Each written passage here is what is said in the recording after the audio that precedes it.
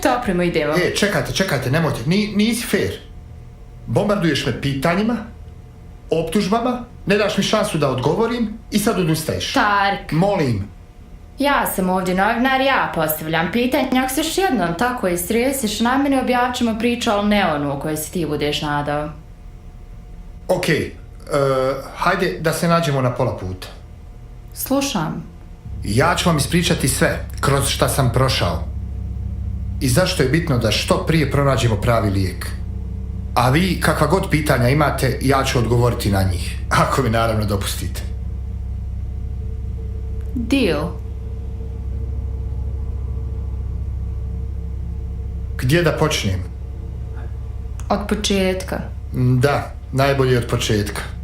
Moje prvo sjećanje seže kako su mama i tata u nekim bijelim mantilima, mislim da sam imao oko 2 godine.